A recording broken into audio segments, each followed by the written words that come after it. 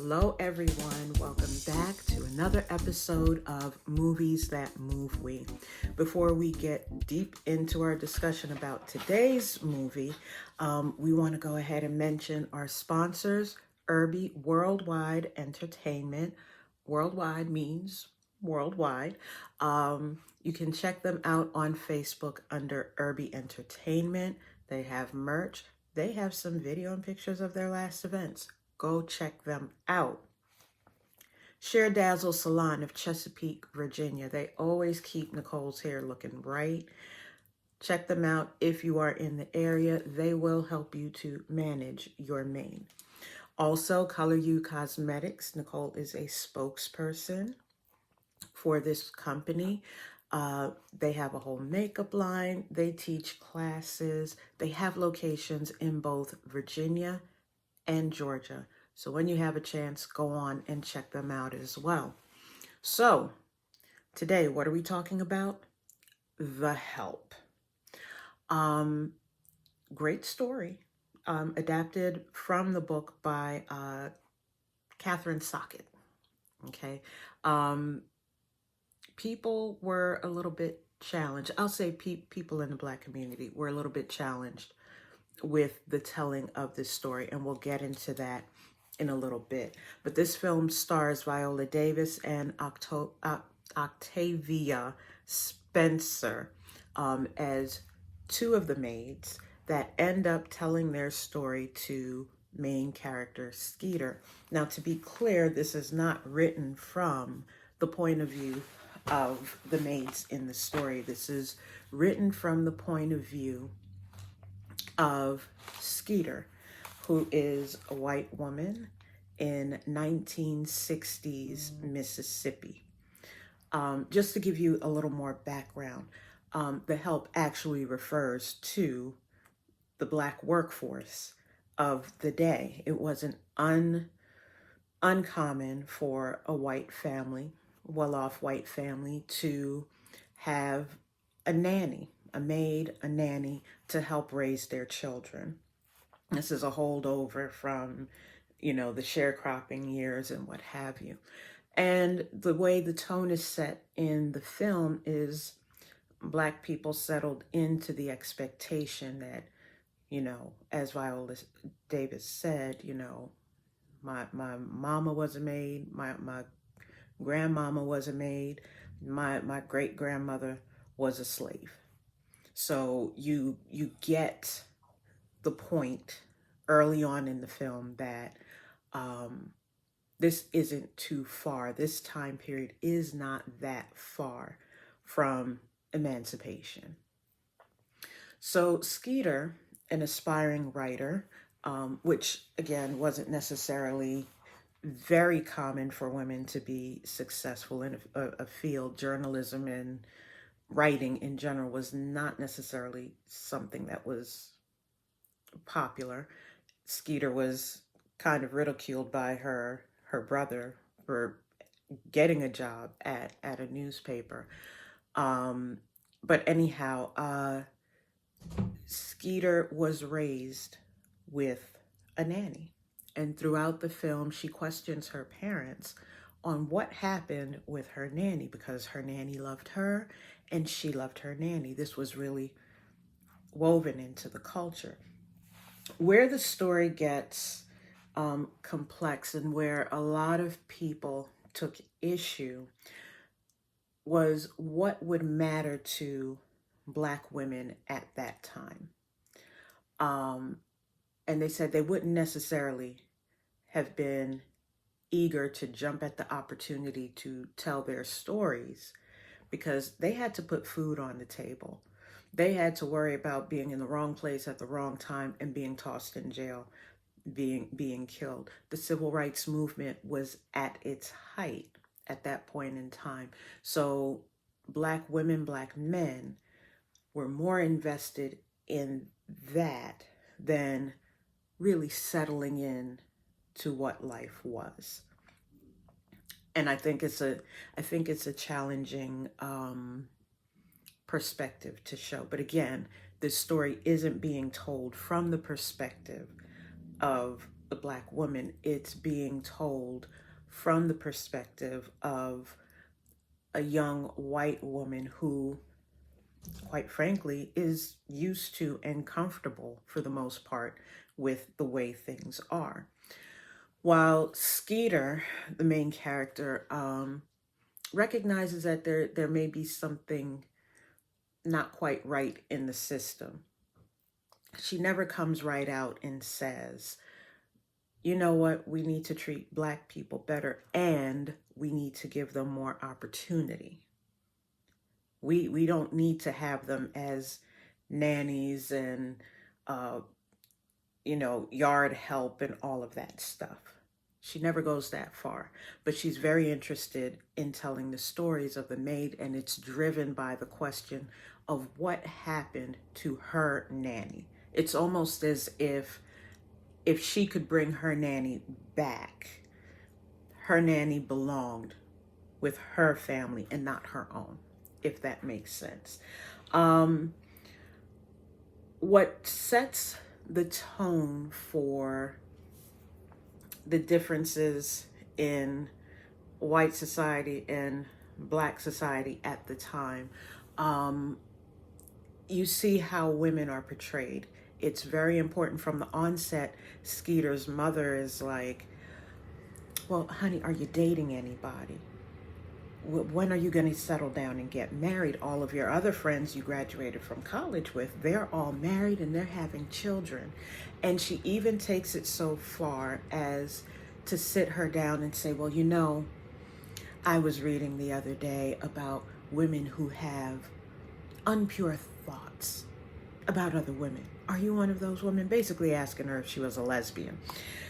And Illy had to tell her, no, I'm not a lesbian, Mom. I'm just not pressed to get married right now. And this presents a huge problem.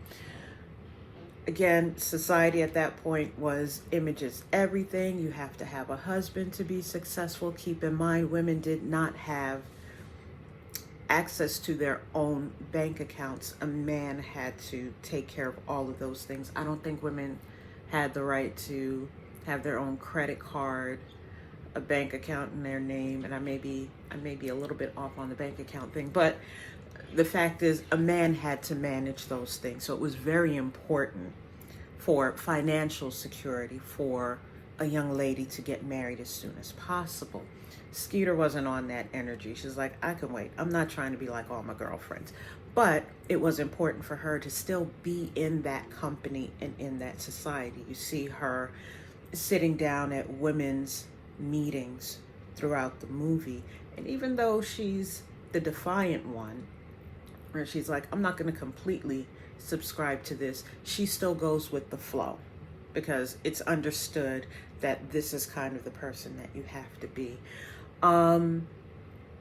So the other thing that I noticed about this movie, watching it again after so many years, was the absence of Black men. They were in the periphery. There was one character who, in the soda shop, was very friendly towards Skeeter.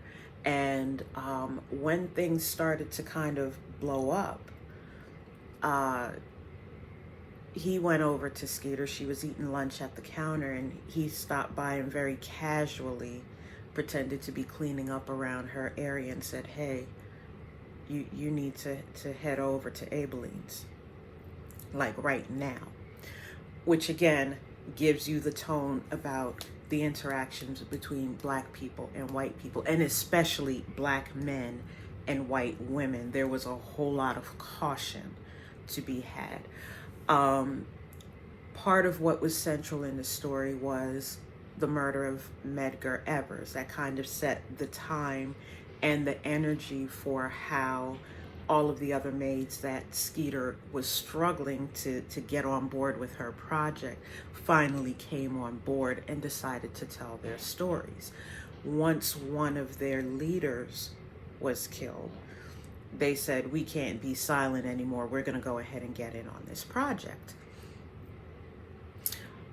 Other characters of interest, again, Octavia Butler also starred, and she had a very strong role.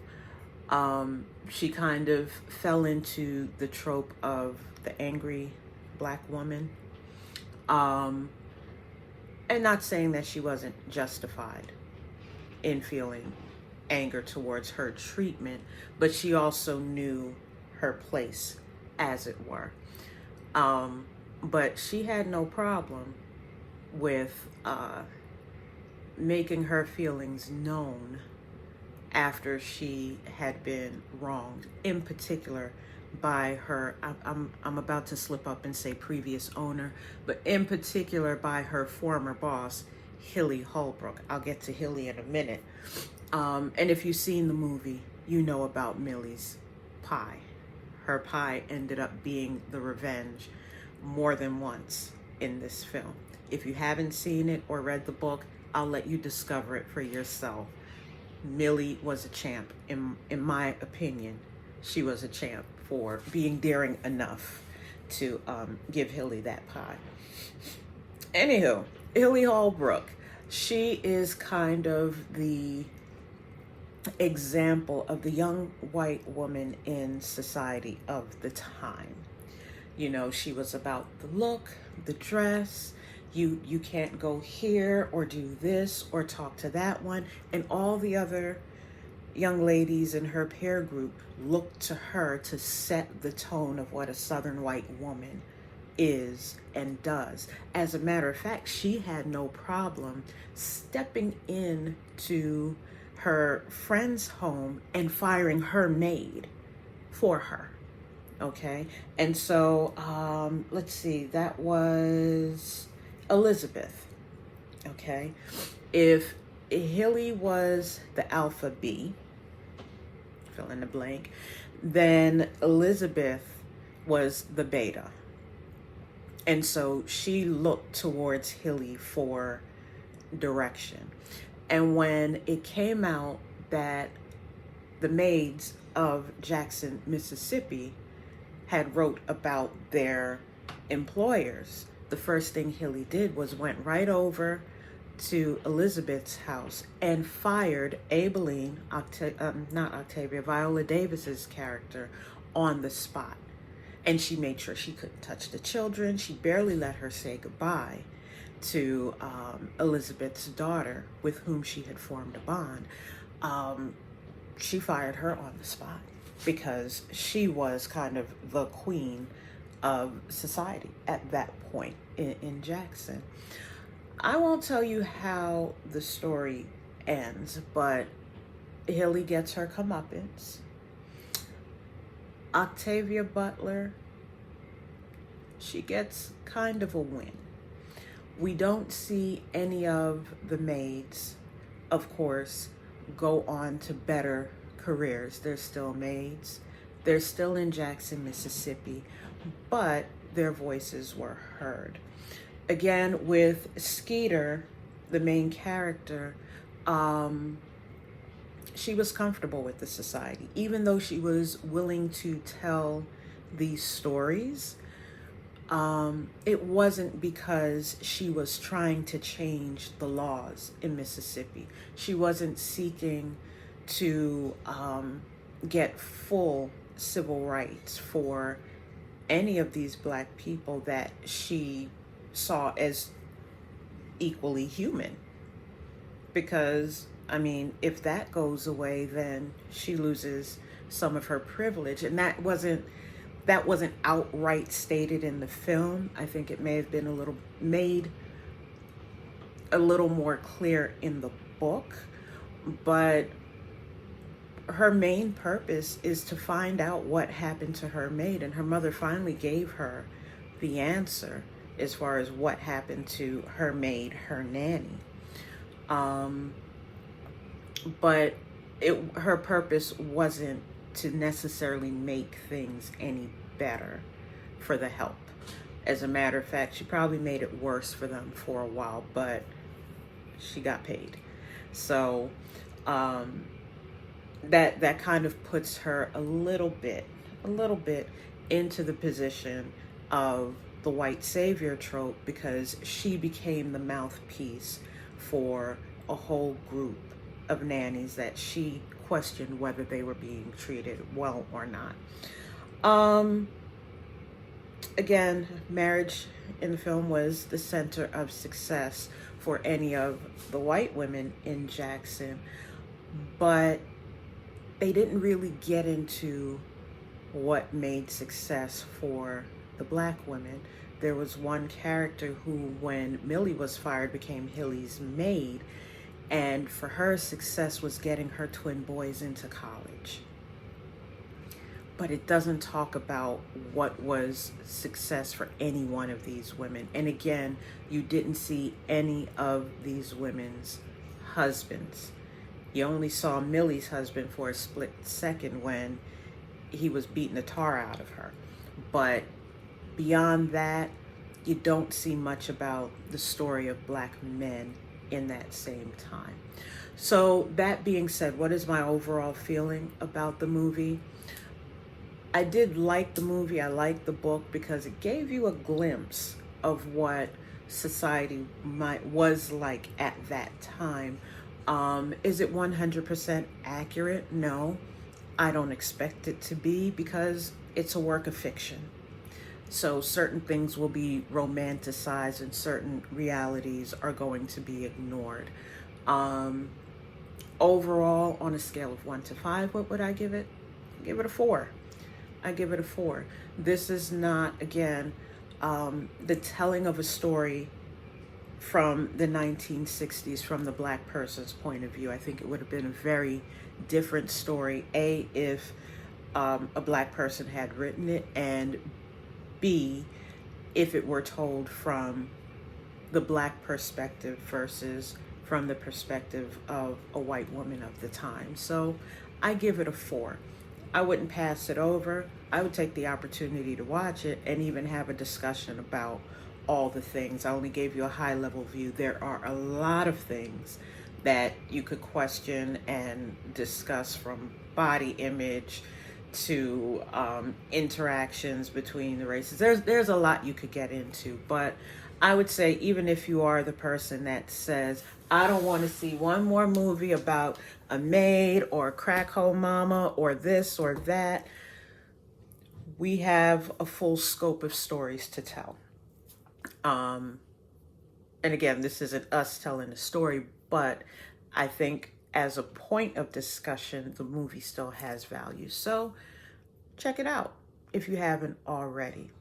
That's all I have for today. Make sure you tune in next week for our next movie. And the person I keep forgetting to mention at our opening is Robert Rice Jr. That is the theme music that you hear at the start. So make sure you go over to smoothology.net and check his music out.